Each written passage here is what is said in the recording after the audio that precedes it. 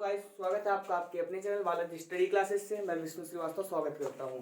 दोस्तों, हम लोगों का जो टॉपिक चला था, जो एमपीजीके में हम लोग पढ़ रहे थे कि कल हम लोगों ने सिलेबस की डिस्कस चर्चा की थी, इस तरह जानकारी दी थी कि सिलेबस में किस प्रकार से हम लोग क्या करेंगे और किस हिसाब से हम लोगों को पढ़ना है।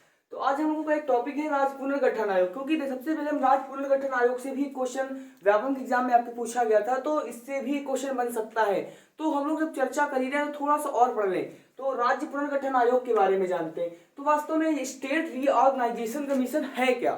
जो स्टेट रीऑर्गेनाइजेशन कमीशन यानी राज्य पुनर्गठन आयोग है, तो वास्तव में ये क्या है, ये कैसी चीज है, तो इसे जानते हैं। तो क्या हुआ कि मद्रास से तेलुगु भाषी लोगों को, क्या हुआ, मद्रास से तेलुगु भाषी, मद्रास जो वर्तमान में चेन्नई के नाम से जाना जाता है, तो क्या हुआ, मद्रास से तेलुगु भाषी लोगों को अलग करके क्या हुआ कि 2 अक्टूबर 1953 को एक जिला बना, भाषा के आधार पर गठित हुआ। कौन सा? सबको पता है, राज्य था आंध्र प्रदेश।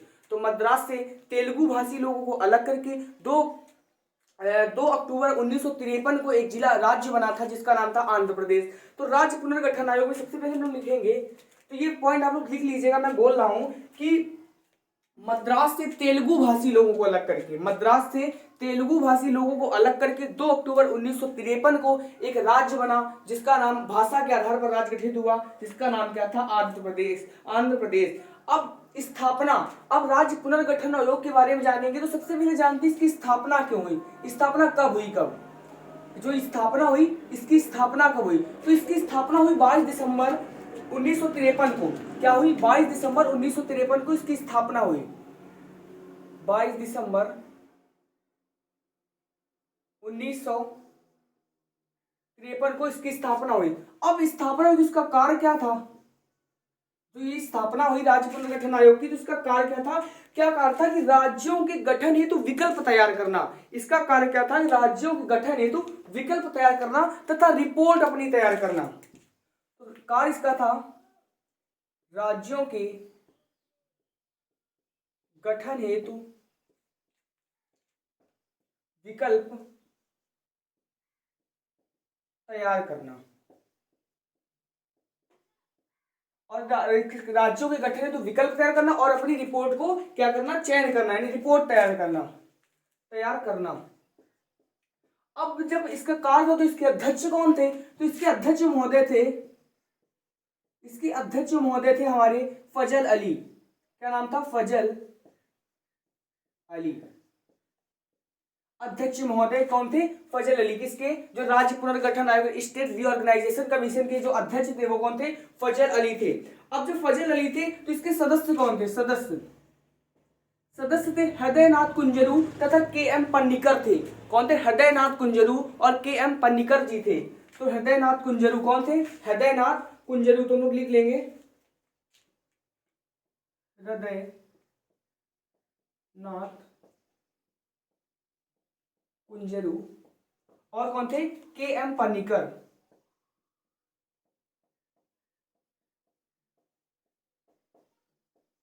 अब जब के.एम. पन्नीकर थे तो इसने अपनी रिपोर्ट कब दी? रिपोर्ट सौंपी। तो अब एक समय होगा तो रिपोर्ट भी तो सौंपेगी ना। तो रिपोर्ट कब दी? इसने रिपोर्ट दी थी, किस तारीख को दी थी? क्योंकि देखो 22 दिसंबर 1953 को जब इसका गठन हुआ था, क्वेश्चन आपके व्यापक एग्जाम में पूछा गया था कि राज्य पुनर्गठन आयोग ने अपनी रिपोर्ट कब सौंपी। तो राज्य पुनर्गठन आयोग ने अपनी रिपोर्ट कब सौंपी थी? तो वो था 30 सितंबर 1955। कब सौंपी थी? 30 दिसंबर 1955 को रिपोर्ट सौंपी थी। 30 दिसंबर 1955 को, 30 सितंबर 1955 को इसने अपनी रिपोर्ट सौंपी। 30 सितंबर 1955 को। अब जब इसने 30 सितंबर 1955 को रिपोर्ट सौंपी तो इसमें कुछ बातों का, निम्नलिखित बातों का ध्यान दिया गया था। अब बातें कौन सी? कि राज्यों का गठन भाषा के आधार पर नहीं। इसने अपनी रिपोर्ट सौंपी सबसे पहले कि राज्यों का जो गठन होना चाहिए वो भाषा के आधार पर नहीं, बल्कि वहां की राजनैतिक और प्रशासनिक व्यवस्था को देखकर होना चाहिए। जो वहां की व्यवस्था है, वहां की किस तरह की राजनीतिक व्यवस्था को देखकर होना चाहिए। पहली रिपोर्ट दी, पहला पॉइंट। अब दूसरा पॉइंट इसमें कहा कि जो स्टेट ए, स्टेट बी और स्टेट सी वाली व्यवस्था है, स्टेट ए, स्टेट बी और स्टेट सी वाली व्यवस्था, इसको खत्म कर देना चाहिए। तीसरी रिपोर्ट में इसने कहा कि पंचवर्षीय जो योजनाएं चली उसका भी ध्यान रखना चाहिए। चौथे में इसने कहा कि जो इन आयोग ने कहा कि जो शुरुआती दौर में हम लोग 16 राज्य और 3 केंद्र शासित प्रदेश स्थापित करें, 16 राज्य और 3 केंद्र शासित प्रदेश की स्थापना करें। तो क्या हुआ, इसकी सब बातें मानी गई, लेकिन क्या हुआ अंत में फिर 14 राज्य और 6 केंद्र शासित प्रदेश की स्थापना हुई। तो उसी क्रम में एक हमारा था क्या, मध्य प्रदेश। अब जब मध्य प्रदेश था तो मध्य प्रदेश का नाम किसने दिया, तो मध्य प्रदेश का नाम कौन किसने दिया था, हमारे थे जवाहरलाल नेहरू जी ने मध्य प्रदेश को मध्य प्रदेश नाम दिया। तो हम लोग थोड़ा सा देखेंगे, इसके कुछ पॉइंट लिखेंगे। अगर पॉइंट क्वेश्चन में आ जाते हैं कि कौन सा पॉइंट, कौन सा कथन सही है या गलत है, कि कौन सी चुनी गई भाषाएं थी, कौन सी नहीं थी, तो हम लोग पॉइंट लिख लेते हैं। तो पॉइंट में हम लोगों को सबसे पहले कुछ पॉइंटों का ध्यान रखना है। इसमें हम लोग लिखेंगे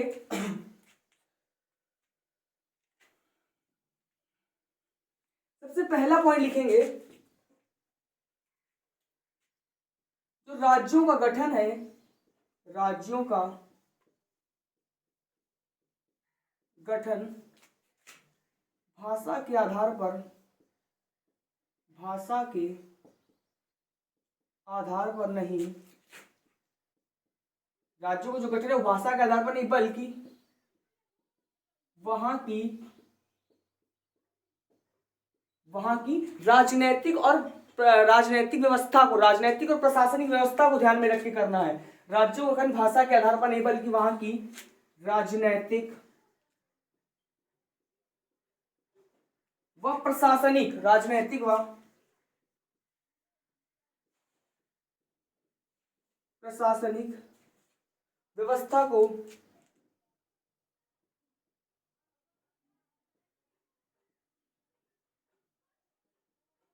ध्यान में रखना है। ठीक है ना, पहला पॉइंट दिया। दूसरा पॉइंट दिया कि पंचवर्षीय योजनाओं का, जो पंचवर्षीय योजनाएं चल रही है उसका भी ध्यान रखना है। तो पंचवर्षीय योजना का भी ध्यान रखना है, पंचवर्षीय योजना का भी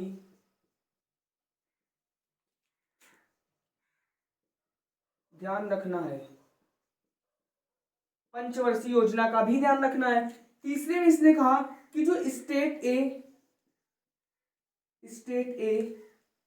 स्टेट बी, स्टेट सी की व्यवस्था को खत्म करना है, की व्यवस्था को समाप्त किया जाए, समाप्त किया जाए। तो दोस्तों आशा करते हैं कि समझ में आ, लेकिन ये पॉइंट अगर नहीं समझ में आ रहा होगा तो स्टेट बी वाला मैं आपको आगे बताऊंगा कि किस प्रकार से मध्य प्रांत, किस प्रकार से एमपी जो पहले का नक्शा था वो किस प्रकार से था। और चौथा इस आयोग ने कहा, इस आयोग ने कहा कि इस आयोग ने कहा था कि शुरुआती दौर में हम लोग 16 राज्य, कहा कि प्रारंभ में हम लोग 16 राज्य और 3 केंद्र शासित प्रदेश, ठीक है ना, 3 केंद्र शासित प्रदेश। पहले में कहा कि इसने कहा कि राज्यों का जो गठन होना चाहिए वो भाषा के आधार पर नहीं, बल्कि वहां की राजनीतिक और प्रशासनिक व्यवस्था को ध्यान में रखकर करना है। दूसरे में इसने कहा कि हमें पंचवर्षीय चुनाव का भी, पंचवर्षीय योजनाएं जो चल रही पंचवर्षीय योजनाओं का भी ध्यान रखना है। तीसरे में इसने कहा कि जो स्टेट ए, स्टेट बी और स्टेट सी वाली व्यवस्था थी उसको हमें खत्म करना है। ओके, अब इसमें फिर आयोग ने कहा कि जो हमें 14 राज्य, हमें इसने कहा कि हमें प्रारंभ में क्या करना है कि 16 राज्य और 3 केंद्र शासित प्रदेश स्थापित करने हैं। अब जब इसने कहा तो फिर 1 नवंबर 1956 को, अब जब इसने कहा तो फिर हुआ क्या कि 1 नवंबर 1956 को क्या हुआ कि 14 राज्य और 6 केंद्र शासित प्रदेश बना दिए गए। अब जब इस रिपोर्ट ने कहा कि ठीक है जब तुम्हें करना है, तो फिर इस रिपोर्ट ने जब अपनी रिपोर्ट सौंपी 30 सितंबर 1955 को, तो फिर हुआ क्या कि 1 नवंबर 1956 को हुआ यह कि 1 नवंबर 1956 को, 1 नवंबर 1956 वो तारीख थी, 1 नवंबर 1956 को 14 राज्य और 6 केंद्र शासित प्रदेश,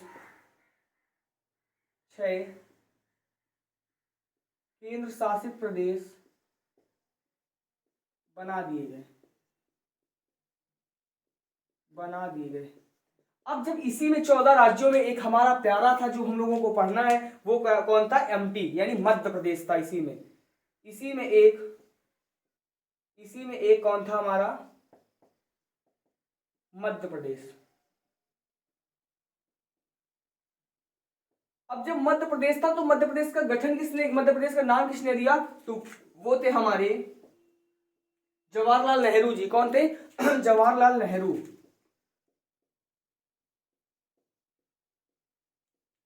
जवाहरलाल नेहरू जी थे। जब हमें 14 राज्य और 6 केंद्र शासित प्रदेश बना दिए, इसका नामकरण किसने किया?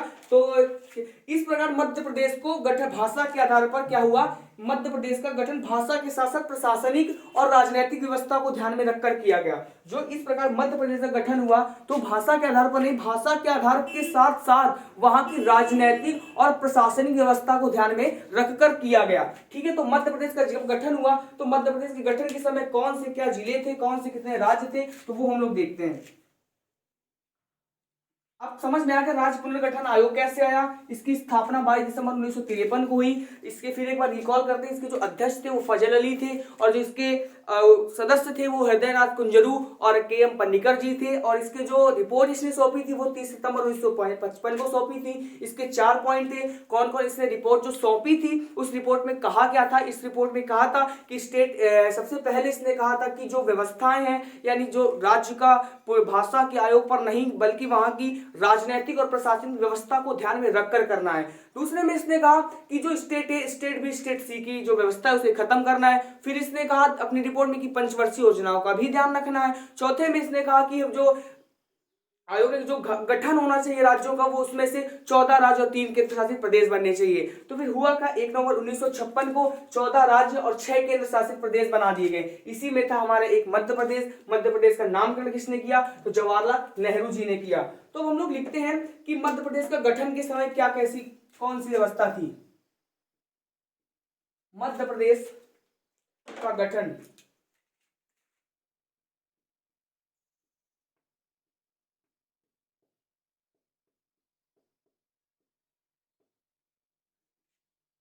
मध्य प्रदेश का गठन। अब जब मध्य प्रदेश का गठन हुआ तो गठन सबसे पहले तारीख कौन सी थी गठन की? तो गठन की तारीख थी 1 नवंबर 1956। कौन सी थी? 1 नवंबर 1956। राजधानी कौन सी थी? राजधानी क्या थी? तो थी भोपाल। क्या थी? राजधानी भोपाल थी। 1 नवंबर 1956 को राजधानी क्या थी? भोपाल। और क्षेत्रफल इसका कितना था?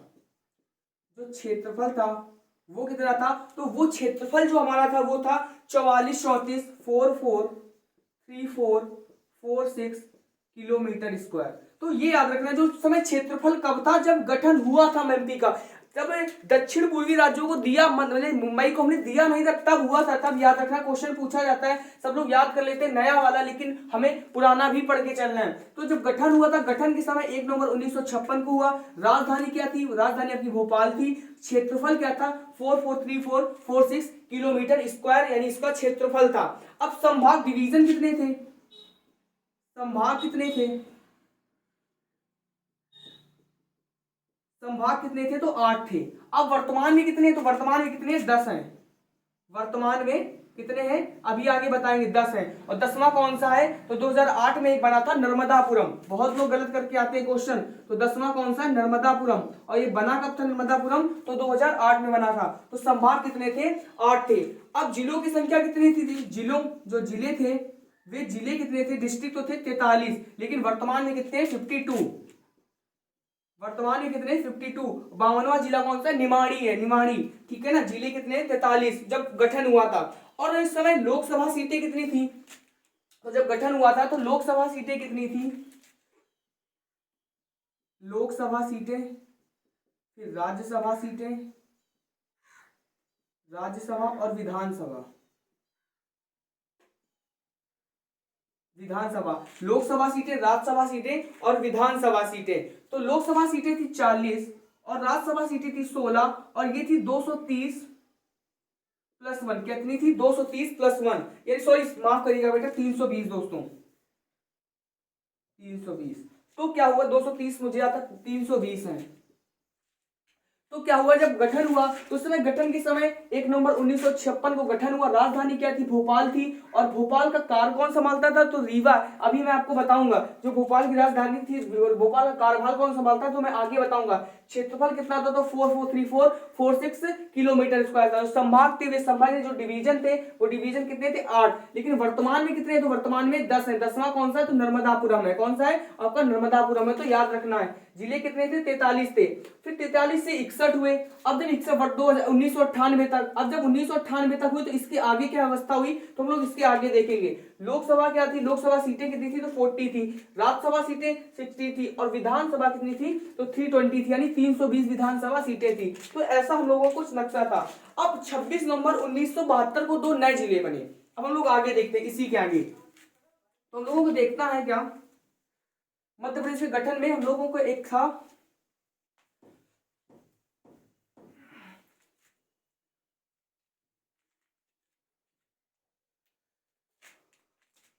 इधर डालेंगे हम लोग गठन,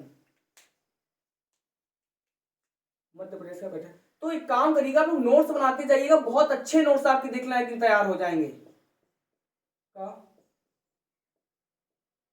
तो एक काम करिएगा, आप लोग काम ये करिएगा कि आप लोग लाइक तो करिएगा, चैनल को सब्सक्राइब करिएगा और नोट्स बनाते जाइएगा। अगर कॉपी पेन खर्चा करेंगे तो क्या होगा कि आपके नोट्स भी बहुत अच्छे तैयार हो जाएंगे और आपको बहुत अच्छा फायदा। जब पेपर में जाएंगे तो बस आपको एक बार रिवीजन करना होगा। बाकी तो मैं मैप के माध्यम से पूरा आपको एमपी रटा दूंगा, ये समझो। मैं एमपी का जो मैप है, नक्शा है, पूरा रटा दूंगा। एक एक जिला बता दूंगा कि कहाँ पे आपका भिंड है, कहाँ पर मुरैना है, कहाँ पर भिंड है, कहाँ पर मुरैना है, कहाँ पर श्योपुर है, कहाँ पर शिवपुरी है, कहाँ पर गुना है, कहाँ उज्जैन है, कहाँ इंदौर है, कहाँ अनूपपुर है, कहाँ बुरहानपुर है, और कहाँ पर झाबुआ है, कहाँ अलीराजपुर है, कहाँ पर नीमच है। मैं एक एक चीज बिल्कुल रटा दूंगा आपको। इतने सारे बिल्सी बोर्ड में मैं मैप बनाऊंगा, बहुत एक एक जिले का नाम बताऊंगा आपको। तो बस शांत रहिए। और इसके बाद मध्य प्रदेश का जब गठन में एक प्रक्रिया आई तो सबसे पहले हुआ क्या, तुम लोग जानते हैं क्या हुआ? सबसे पहले कि 26 नवंबर 1972 को 2 नए जिले बने। 26 नवंबर 1972 को 2 नए जिले बने। 26 नवंबर गठन में, उसके बाद 26 नवंबर 1972 को 2 नए जिले। अब जब 26 नवंबर 1972 को 2 नए जिले बने तो कौन से थे? तो वे थे भोपाल और राजनंदगांव। कौन से थे? राजनंदगांव और भोपाल। नए जिले बने राजनंदगांव, राजनंदगांव और था आपका भोपाल। ये कब की बात है? जो 26 नवंबर 1972। गठन कब हुआ था? तो 1 नवंबर 1956 को। तो याद रखना गठन कब हुआ था? 1 नवंबर 1956 को। तो इसके बाद जब हुआ क्या कि 26 नवंबर 1972 को 2 नए जिले बने। नए जिलों का नाम राजनंदगांव और भोपाल था। फिर 25 में 1918 को पीआर दुबे की समीक्षा में क्या हुआ? 25 में 1998 को पीआर दुबे की समीक्षा में 10 जिले बने थे। तो डेट क्या थी उनकी? डेट थी 25 मई 1998 को। 25 मई 1998 को बी आर दुबे की समीक्षा में, बी आर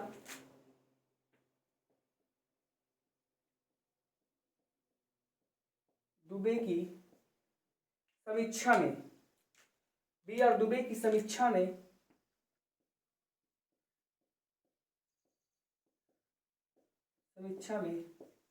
कितने जिले बने?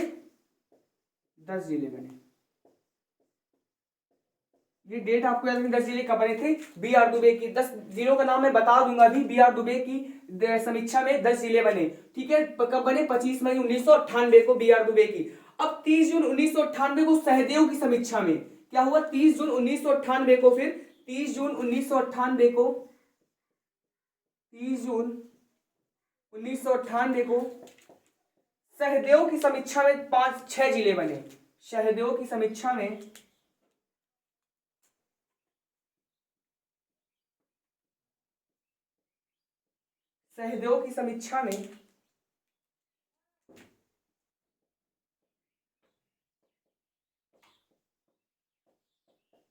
6 जिले बने। तो दोस्तों एक बात याद रखना, जिले बने हम लोगों को जब गठन हुआ था मतलब 1 नवंबर 1956 को, तो जिले हमारे पास कितने थे? 43। ओके, 43 और 2 एक ये बना और ये 2 बने, 43 2 45। देखना 43 जिले ये और 2 जिले ये बने, तो 43 2 45। अब 10 ये जिले बने, 10 जिले ये बने और फिर 6 जिले ये बने। तो 6 3 9 6 15 यानी 4 1 5 1 6 65। तो क्या हुआ कि 6 जिले ये बने, तो 43 2 45 45, 43 जिले ये थे, 2 जिले हमारे पास ये थे और 43 2 45 45 और 1998 को 10 जिले बने और 6 जिले ये बने। तो कुल मिला के 1998 तक हमारे पास कितने? 61 जिले हो चुके थे। 1998 तक हमारे पास 61 जिले हो चुके थे 1998 तक। और क्या हुआ था 2000 कब? 1980 में 2 संभाग बनाए गए थे। 1980 में याद रखना 2 संभाग बनाए गए थे। 1980 में 2 संभाग बनाए गए थे, 2 संभाग बनाए गए थे 1998 में। 80 में क्या हुआ? तो 2 संभाग बनाए गए थे। संभाग कौन थे? तो एक था बस्तर और दूसरा चंबल संभाग। बस्तर संभाग और चंबल संभाग, बस्तर और चंबल संभाग। जो 1980 में 2 संभाग बनाए गए थे वो कौन से? बस्तर और चंबल संभाग बनाए गए थे। तो 1998 तक 61 जिले। तो 1998 तक हमारे पास 1998 तक, तब उन लोग लिखेंगे 1998 तक हमारे पास यानी एमपी के पास 61 जिले और 12 संभाग हो चुके थे।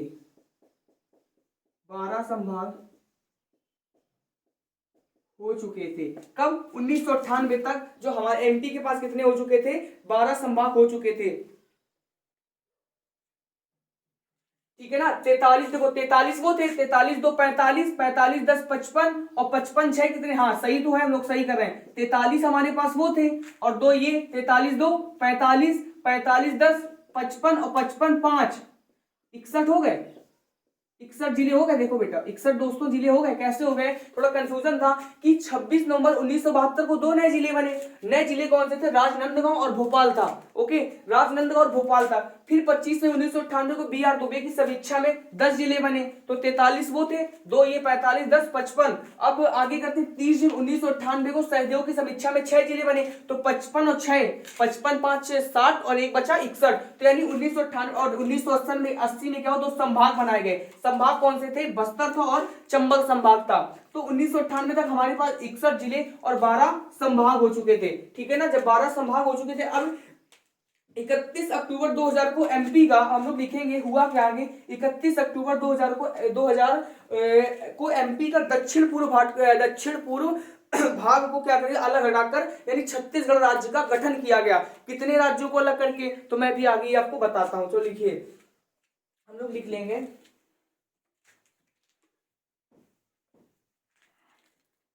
कि 31 अक्टूबर 2000 31 अक्टूबर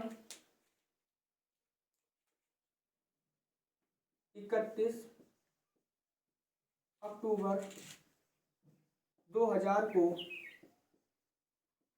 एमपी का दक्षिण पूर्व, यानी जो एमपी का दक्षिण। अब दिशा तो सब लोगों को पता होंगी कौन कौन सी कहाँ दिशाएं होती है। देखो ये आपकी कौन सी दिशा होती है? उत्तर, ये आपका दक्षिण, ये पूर्व और ये पश्चिम। ये कौन सी दिशा होती है? आपकी उत्तर पूर्व होती है, जिसे हम लोग ईशान कोण बोलते हैं। ये कौन सी होती है? दक्षिण, ये आपकी होती है दक्षिण पूर्व। ये कौन सी होती है? पश्चिम दक्षिण, दक्षिण पश्चिम। और ये कौन सी होती है? उत्तर पूर्व, उत्तर पश्चिम। तो दिशाएं तो सब लोगों को अच्छी तरीके से पता होंगी। तो 31 अक्टूबर 2000 को एमपी का दक्षिण पूर्व क्षेत्र अलग करके, एमपी का दक्षिण पूर्व क्षेत्र अलग करके दक्षिण पूर्व क्षेत्र को अलग करके देश का 26वां राज्य, देश का कौन सा राज्य था? 26वां राज्य, देश का 26वां राज्य देश का जो 26वां राज्य था वो क्या था, छत्तीसगढ़। 26वां राज्य गठित किया गया, छत्तीसगढ़, छत्तीसगढ़, छत्तीसगढ़ क्या हुआ, गठित किया गया।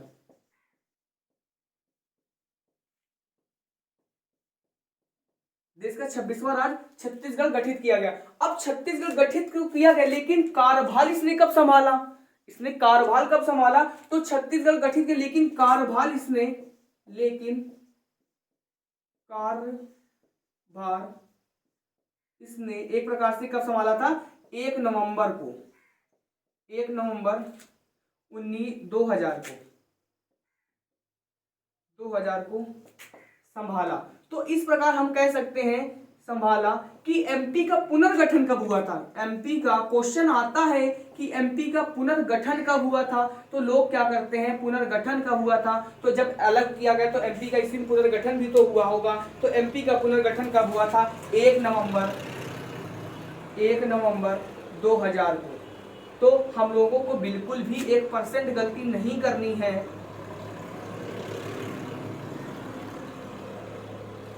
क्योंकि एक एक नंबर का खेल रहता है, एक एक नंबर आपकी रैंकिंग बढ़ाती और घटाती भी है, टॉप भी बनाती है। तो क्या होता है कि 26 नंबर के आगे तो पता है, लेकिन एमपी का अगर क्वेश्चन आ जाए, फिर मैं बता रहा हूं कि गठन कब हुआ था, तो 1 नवंबर 1956 को हुआ था। लेकिन अगर पूछे एमपी का पुनर्गठन कब हुआ था, तो पुनर्गठन हुआ था 1 नवंबर 2000 को। लेकिन वास्तव में अगर ये डेट दे दे तो हम लोगों को फिर यही डेट करनी, अगर ऑप्शन में ये ना दे तो क्वेश्चन मैं पूछ रहा हूं, क्वेश्चन बनेगा कैसे कि एमपी देश का 26वां राज्य छत्तीसगढ़ गठित किया गया, मध्य प्रदेश से काटकर गठित किया गया, लेकिन इसकी दिनांक थी या तारीख थी, अब तारीख में आपको देगा 31 अक्टूबर 2000, 22 अक्टूबर 2000, 23 अक्टूबर 2000 या 2 अक्टूबर 2000। तो हम लोगों को 31 अक्टूबर 2000 करनी है। अगर पूछ दे एमपी का पुनर्गठन कब हुआ था, तो 1 नवंबर 2000 को एमपी का क्या हुआ था, पुनर्गठन हुआ था। अब यहां तक कोई बता दो, किसी को कमेंट करिए, किसी को कोई प्रॉब्लम। एमपी राज्य पुनर्गठन आयोग समझ में आया। फिर राज्य पुनर्गठन आयोग के बाद इसमें हम लोगों ने जाना कि मध्य प्रदेश का गठन कैसे हुआ, 61 जिले कैसे बने 1998 तक, और जो 1998 में 80 में संभाग बनाए गए थे, बस्तर और चंबल संभाग, ये कैसे बने। और बी आर दुबे की समीक्षा में 25 मई को जो 10 जिले बने थे वे कैसे बने, राजनांदगांव और भोपाल जो कब बने थे, तो दिनांक थी 26 नवंबर 1972 को। तो ऐसे कुछ सारे हम लोगों का एमपी का तैयार हुआ नक्शा। अब हम लोग थोड़ा मैप के माध्यम से देख लेते हैं किस प्रकार से एमपी का मैप था, यानी जो पुराना मैप था एमपी का, तो हम लोग बना लेते हैं जिसपे कुछ इस प्रकार एमपी के मैंने छोटा सा एक मैप ड्रा किया है। तो बता दें कि कुछ इस प्रकार से एमपी का नक्शा था। तो ये कब था, 1947 से 1956 तक के विभाजन को, 1947 से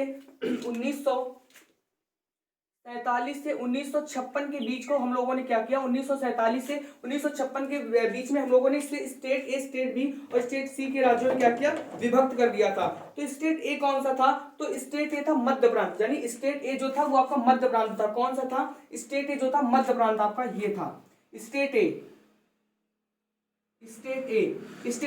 था क्या आपका मध्य प्रांत। इन सबकी अपनी राजधानी हुआ करती थी, इसे हम लोग क्या बोलते थे, स्टेट ए को मध्य प्रांत। जब स्टेट ए को मध्य प्रांत बोलते थे तो ये क्या था आपका, ये आपका इस प्रकार था। और ये कौन सी थी, स्टेट अब बी, और ये क्या था, स्टेट सी। ये state A, state B, state सी। अब स्टेट बी को हम लोग क्या बोलते थे, मध्य भारत बोलते थे, इसे क्या बोलते थे, मध्य भारत। स्टेट बी को हम लोग बोलते थे मध्य भारत। अब जब स्टेट बी को मध्य भारत बोलते थे, इसे हम लोग विंध्य प्रदेश बोलते थे, विंध्य प्रदेश।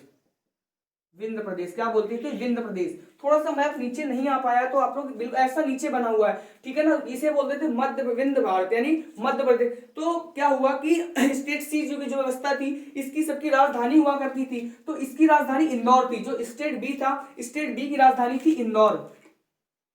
तो स्टेट बी की राजधानी क्या थी, इंदौर, ठीक है ना। और स्टेट ए की राजधानी इंदौर थी और स्टेट बी की राजधानी हुआ थी नागपुर। क्या थी, स्टेट ए की राजधानी थी नागपुर। अब जब नागपुर था, स्टेट ए की राजधानी थी नागपुर। अब जब स्टेट ए की राजधानी नागपुर थी, जो सी थी, सी की क्या थी, रीवा, यानी जो सी था यहाँ पे क्या था, रीवा थी राजधानी। तो रीवा तो थी, लेकिन मध्य भोपाल का कार्यभार संभालता था रीवा। जो भोपाल था, यहाँ पे भोपाल का कार्यभार, भोपाल जो भोपाल का कारभार था, भोपाल कारभार संभालता था रीवा। यानी जो हम लोग इस प्रकार कह सकते हैं कि इन सबकी राजधानी हुआ करती थी, लेकिन भोपाल का कारभार रीवा संभालता था। तो कह सकते हैं कि भोपाल की जो राजधानी थी वो थी रीवा। यानी जो भोपाल का पूरा कारभार था वो यानी स्टेट सी का जो रीवा प्रदेश आता है, विंध्य प्रदेश यानी रीवा संभालता था। अब राज्य पुनर्गठन आयोग ने, मैंने आपको बताया था कि जो राज्य पुनर्गठन आयोग था, तो राज्य पुनर्गठन आयोग ने सिफारिश दी थी, क्या की थी, क्या कहा था, इस आयोग ने भी कहा था कि जो स्टेट ए, स्टेट बी और स्टेट सी वाली व्यवस्था, इसको हमें क्या करना है, खत्म किया जाए। जो स्टेट ए, स्टेट बी और स्टेट सी की व्यवस्था, इसको खत्म किया जाए। तो स्टेट बी के 8 जिले को, अब स्टेट बी के 8 जिले कौन कौन से थे, तो मैं स्टेट ए के 8 जिले लिख देता हूं। स्टेट ए के 8 जिले, 8 जिले कौन से थे, तो 8 जिले थे अकोला, याद रखिएगा, अकोला, अमरावती, बुद्धाड़ा, अकोला था, अमरावती और बुद्धाड़ा, यवतमाल, बुद्धाड़ा, यवतमाल, 8 जिले थे। कौन कौन, अकोला, अमरावती, बुद्धाड़ा, यवतमाल, नागपुर, नागपुर, वर्धा, नागपुर, वर्धा और चांदा, चांदा, भंडारा। यानी जो अकोला कौन कौन से थे, दिख रहा है कि इधर लिख दें, कौन कौन से थे, 8 जिले कौन कौन से थे, 8 जिले थे आपके, 8 जिले, 8 जिले, 8 जिले कौन से थे, अकोला, अमरावती, बुद्धाड़ा, यवतमाल, नागपुर, वर्धा, चांदा, भंडारा। यानी जो ये 8 स्टेट ए में परिवर्तन, तो स्टेट ए में हम लोग इधर लिख लेंगे, स्टेट ए में परिवर्तन, स्टेट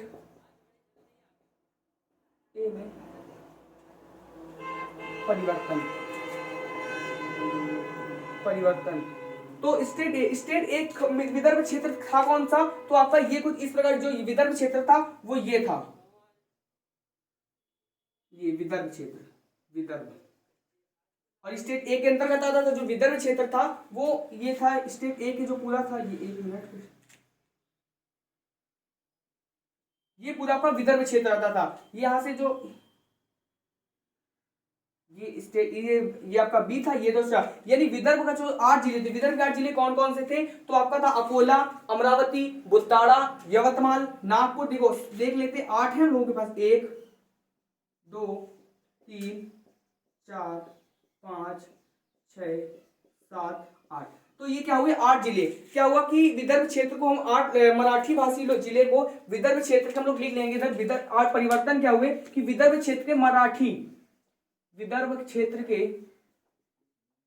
विदर्भ क्षेत्र के 8 मराठी भाषी जिले को, मराठी भाषी जिले को क्या हुआ, मुंबई बंबई प्रांत को देकर क्या किया, मराठी भाषी जिले के जो थे मुंबई प्रांत को देकर एक ही व्यवस्था को हमने खत्म कर दिया। जो राज्य पुनर्गठन आयोग ने जो अपनी रिपोर्ट सौंपी थी 30 सितंबर 1955 को, तो विदर्भ क्षेत्र के 8 मराठी भाषी जिले को देकर स्टेट ए क्या किया, खत्म कर दिया, स्टेट ए की व्यवस्था को खत्म कर दिया। यानी स्टेट ए की जो व्यवस्था थी और खत्म कर दिया। अब स्टेट बी में क्या परिवर्तन हुआ, तो स्टेट ए की व्यवस्था को हमने खत्म कर दिया, तो स्टेट बी में क्या व्यवस्था हुई, तो स्टेट बी के लिए हम लोग लिखते हैं, जो स्टेट ए की सबसे पहले 8 क्षेत्रों को हमने क्या किया, गलत अलग कर दिया, हटा दिया।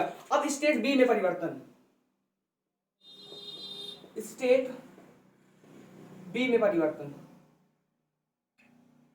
स्टेट बी में परिवर्तन ने क्या किया कि मंदसौर की भानपुरी की सुनेल टप्पा, मंदसौर कहा, तो जो मंदसौर की,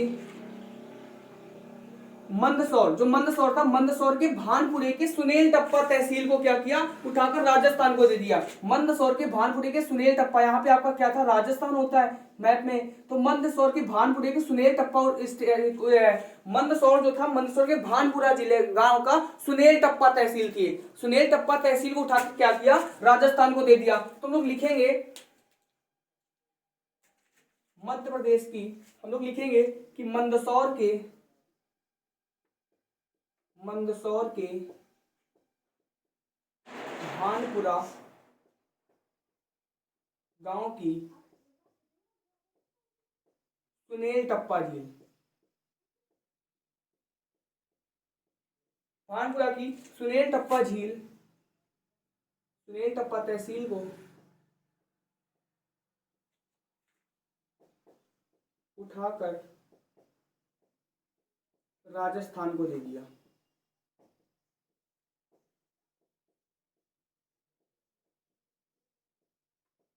जब राजस्थान को दे दिया तो यहां से स्टेट बी वाली व्यवस्था को क्या किया गया, खत्म किया गया।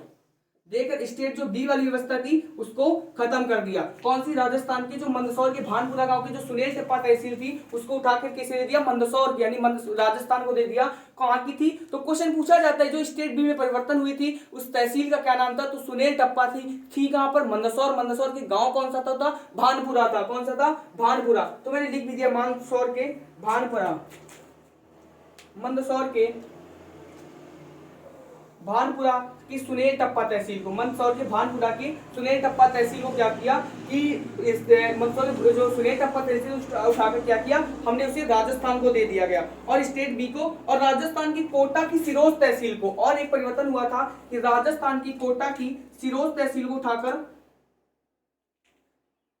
ये इधर है। तो फिर और क्या हुआ कि राजस्थान की, इधर लिख लेना, राजस्थान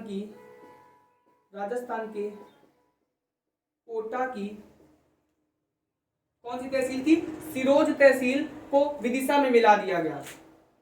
कोटा की, राजस्थान की कोटा की सिरोज तहसील को,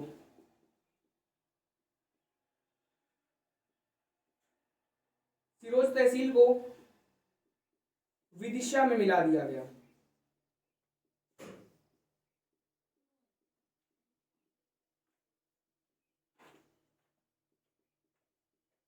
राजस्थान की जो कोटा की सिरोज तहसील थी उसे विदिशा में मिला दिया गया। और यहीं से स्टेट सी में बेटा कुछ भी परिवर्तन नहीं हुआ था। स्टेट सी में नो चेंज, स्टेट सी में कोई चेंज नहीं हुआ था। तो क्या हुआ कि सबसे पहले हम लोग स्टेट ए की 8 जिले कौन से थे, अकोला, अमरावती, बुद्धाड़ा, यवतमाल, नागपुर, वर्धा, चांदा, भंडारा, 8 जिले को क्या किया, स्टेट ए में मिला। स्टेट ए के मुंबई प्रांतों को क्या किया कि विदर्भ क्षेत्र के 8 मराठी भाषी के जिले को देकर स्टेट ए खत्म कर दिया। स्टेट बी में क्या हुआ कि मंदसौर के भानपुरा की सुनेल टप्पा झील को क्या किया, हमने उठाकर राजस्थान को दे दिया। अब स्टेट बी में परिवर्तन होने के बाद स्टेट सी में क्या था कि स्टेट सी में हमने कुछ भी परिवर्तन नहीं किया। और स्टेट बी में एक परिवर्तन और किया था कि मंदसौर जो राजस्थान की कोटा है, जो जहां पे सब लोग जानते हैं, कोटा का नाम तो सुना होगा, राजस्थान की कोटा की सिरोज तहसील को विदिशा में मिला दिया गया। ये परिवर्तन हुए और इस प्रकार एमपी को अपनी वर्तमान सीमाएं प्राप्त हुई। इस प्रकार एमपी को क्या हुई, अपनी वर्तमान सीमाएं प्राप्त हुई। इस प्रकार एमपी को अपनी वर्तमान सीमाएं प्राप्त हुई।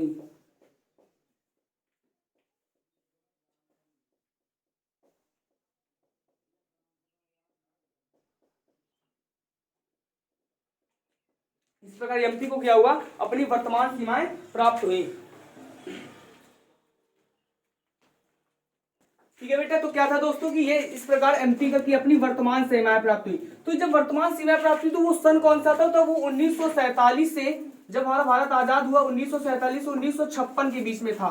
तो हम लोगों को आज हम लोगों ने क्या पढ़ा कि जो 8 जिले थे, अकोला, अमरावती, बुद्धाड़ा, यवतमाल, नागपुर, वर्धा, चांदा, भंडारा, इनको स्टेट ए में परिवर्तन किया गया। और राजस्थान की कौन सी, तो मंदसौर की भानपुरा गांव की सुनेल टप्पा तहसील को उठाकर राजस्थान को दे दिया गया। और राजस्थान की क्या किया गया, जो राजस्थान की जो कोटा तहसील थी, राजस्थान की कोटा की सिरोज तहसील को विदिशा में मिला दिया गया। स्टेट ए को खत्म किया गया। स्टेट बी में परिवर्तन क्या हुआ, ये परिवर्तन, और स्टेट सी में कोई परिवर्तन नहीं हुआ। तो हम लोग कल देखेंगे जो एमपी का वर्तमान गठन हुआ, किस तरह कितने जिले थे, वो मिलेंगे अगले वीडियो में। तब तक के लिए मेरा चैनल लाइक करिए, सब्सक्राइब करिए, बेल आइकन दबाना ना भूलिए। टेक केयर बेटा।